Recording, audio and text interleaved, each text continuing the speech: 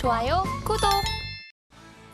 원희룡 국토교통부 장관을 단장으로 한 원팀 코리아가 다음 달 말쯤 우크라이나의 재건 협력단 파견을 추진합니다.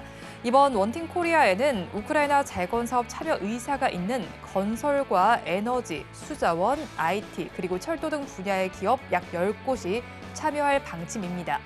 관련해서 오늘 우크라이나 재건 섹터와 전력 설비, 원자력 섹터에서 변동성이 나타나고 있습니다. 자세한 내용 짚어보도록 하겠습니다. 원팀 코리아 이슈가 나오면서 오늘 좀 건설 기계 섹터가 강세를 보인다라고 할까요? 그 밖에 또 나머지 섹터들도 있는데 요즘에 주가 흐름 어떻게 보고 계신가요? 일단 우크라이나 재건 관련해서는 실질적으로 투입된 국내 기업은 아직은 없습니다. 아직은 없고 이제 거기에 대한 이제 MOU에 대한 체결, 그래서 이제 모멘텀이 형성이 되고 기대감으로 그동안 상승을 했었고, 이러한 부분들이 아직은 힘을 발휘할 때는 아니다. 과거의 기대감으로 있어서 상승에 대한 부분들이 이미 형성이 돼서 나와버렸기 때문에 지금 타이밍에서는 크게 상승할 수 있는 구간은 아니다라고 저는 단도직입적으로 좀 말씀 좀 드리고 싶고, 이러한 부분이 향후에 이제 실질적인 재건으로 이제 부각이 됐을 때 이제 세부적으로 좀 파고 들어가다 보면 우리가 사람 살 수 있는 여건을 만들어놔야 된다는 거죠. 그렇기 때문에 일단 뭐 이제 가상주택, 뭐 모듈러 주택이라고 표현 좀 하겠습니다. 그러한 부분들이라든지 상하수도 이제 식수가 제공이 돼야 되겠죠. 그러한 부분들이 가장 먼저 만들어지지 않을까라고 보고 있는데, 타이밍적으로 지금은 아니다. 지금은 현재 시장 자체가 수급 장세로 돌아서면서 그룹주로 매개 쏠림이 일어나고 있기 때문에 여기까지 우크라이나 뭐 재건 테마까지 올 수 있는 상황은 아니다. 그렇기 때문에 움직이게 된다면은 뉴스가 발생이 된다면 트레이딩의 영역에서만 아직은 접근이 가능할 뿐이다라고 저는 말씀드리고 싶고, 기 보유자분들이 계신다면 일단은 비중을 좀 축소를 하고 다음 기회를 노리시는 게 좀 좋지 않을까라고 보고 있습니다. 네, 그리고 특히나 앞서서 말씀해 주신 섹터들 중에서 보면요. 재건 섹터의 경우 특히나 뭐 휴정과 종정 시점이 좀 중요할 것 같습니다. 그 사이 좀 변동성이 좀 나타날 것 같은데요. 사실 그런 만큼 접근에 더욱더 유의해야 된다는 지적도 나오고 있습니다. 그럼 원팀 코리아 파견 소식에 이 섹터는 저희가 어떻게 좀 바라보면 좋다라고 생각하실까요? 다시 한번 말씀드리지만 아직까지는 트레이딩 차원에서 보시는 것이 맞고요. 스윙 관점에서 접근하기에는 아직은 좀 무리가 있다, 좀 위험할 수 있는 상황이다. 왜냐하면요, 개인 투자자 같은 경우는 그 보유한 현금 자체가 그렇게 큰 분들도 있고 뭐 적으신 분들도 있겠지만 비교적 이제 시드가 작다라고 봤을 때 다른 종목들이 자꾸 눈에 들어온단 말이죠. 그래서 네. 혼자서 자꾸 갈등하게 돼요. 이걸 팔고 우크라이나 재건주를 팔고 들어갈까라고 생각하다가 참다가 올라가는 거 보고 다른 종목을 매수했는데 거기가 고점이고, 오히려 우크라이나 재건주가 그때부터 올라가는 경우가 또 생길 수가 있기 때문에 네. 저 같은 경우에는 이 트레이딩의 영역에서만 일단 해보시는 것이 맞겠고, 승의 관점에서는 리스크가 좀 크다라고 좀 말씀 좀 드리겠습니다.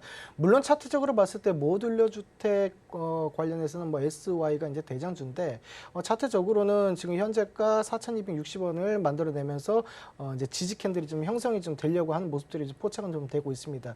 그래서 차트적으로 봤을 때는 일단은 단기적으로 저점에 대한 형성은 이미 나온 거는 같지만, 여기에서 크게 시세를 분출하기 힘들다. 많이 올라가 봐야 4,900원에서 약 5,000원 사이에 저항대 맞고 다시 한번 내려올 수 있기 때문에 단기적인 트레이딩 영역만 하셔야지, 올라갔을 때 이미 보유자분들은 비중을 좀 축소하시는 것이 맞다. 다음 기회를 노리자라고 간결하게 말씀 좀 드리겠습니다. 네, 재건주의 경우에는 단기적인 트레이딩 관점으로 보자라고 말씀을 정리해 주셨습니다. 한편 또 건설 기계 섹터를 살펴보면요. 해외에서의 모멘텀이 좀 좋은 것으로 나타나고 있습니다. 그런 만큼 오늘 또 주가 살펴보면 HD 현대인프라코어의 경우에는 17%대 강세를 보이고 있고요. HD 현대건설 기계의 경우는 7%대 오름세가 나타나고 있습니다. 그렇다면 해외 시장의 성과로 인해서 추가적인 상승을 기대해 볼 만한 종목은 어떤 것들이 좀 있을까요? 결론부터 말씀드리겠습니다. 말씀하신 두 종목 다 추가적인 상승이 나올 수밖에 없는 상황입니다. 왜 그런지에 대해서 좀 말씀드리기 이전에 두 종목에 대해서 조금만 간단하게 이제 설명을 드리면, 현대인프라코어 같은 경우는 건설 중장비 그리고 엔진에 대한 제조 사업을 하고 있고요.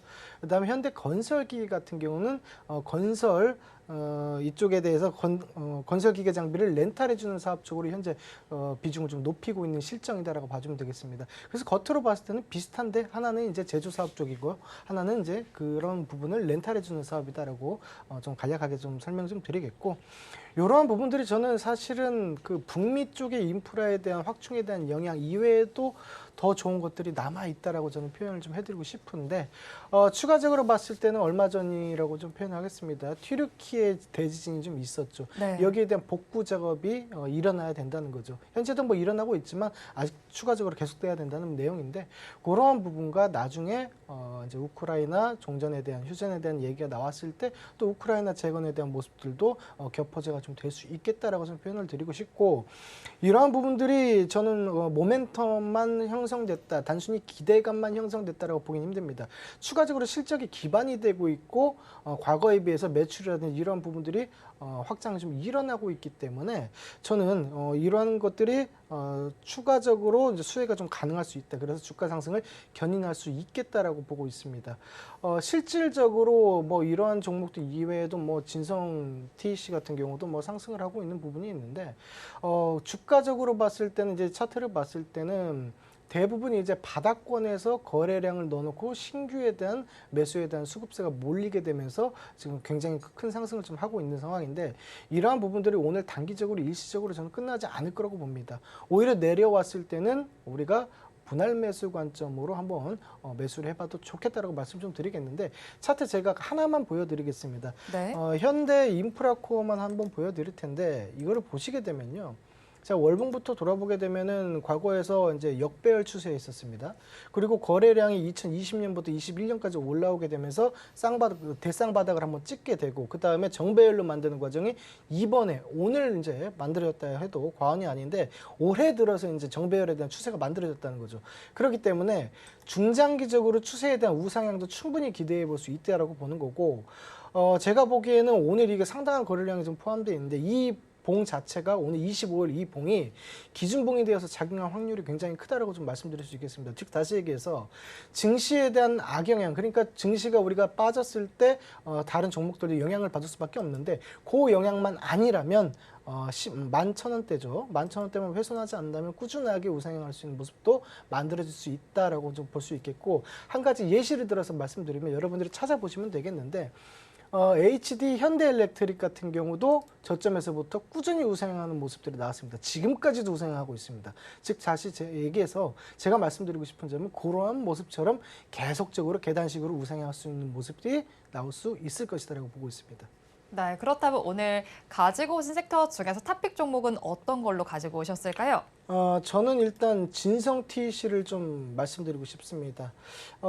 우리가 지금 말씀드리는 부분은 이제 현대 인프라 코어라든지 이런 부분들이 오늘 접근하시기에는 상당한 좀 무리가 있고 눌림목의 관점에서 최근에 며칠 내에 눌림목이 나온다면 형성된다면 진입할 수 있는 구간들이고 오늘 제가 말씀드리는 이 진성 TEC 같은 경우는 오늘 현재가에도 접근이 좀 가능한 상황이고 단기적으로 이평선을 타고 급등 추세를 만들 수 있는 모습이기 때문에 현재도 충분히 접근이 가능하다라고 해서 제가 갖고 나왔습니다. 건설 중장비 부품을 이제 제조하는 것이고요. 무한 궤도식 하부 주행체 제조라고 보는데 뭐 탱크나 이제 굴삭기 같은 경우는 이렇게 뱅글뱅글 돌아가는 부분이 있잖아요. 네. 그거를 이제 제조한다라고 봐주시면 되겠습니다. 그래서 이제 주요 매출처 같은 경우는 캐터필러라든지 히타치, 그 다음에 현대 인프라코어, 두산밥켓 이런 쪽으로 이제 매출처가 좀 잡혀 있고요. 우리가 이제 매수할 때 진입가 같은 경우는 15,500원 선에서 이제 봐주시면 되고 단기적으로는 손절가를 15,000원으로 짧게 잡으셔도 좀 무방하겠다라고 이제 생각이 듭니다. 그리고 이제 목표가를 봤을 때는 제가 말씀드린 부분은 목표가는 18,000원씩으로 신고가를 형성하는 영역대까지 단기적으로는 볼 수 있겠다라고 말씀드리겠습니다.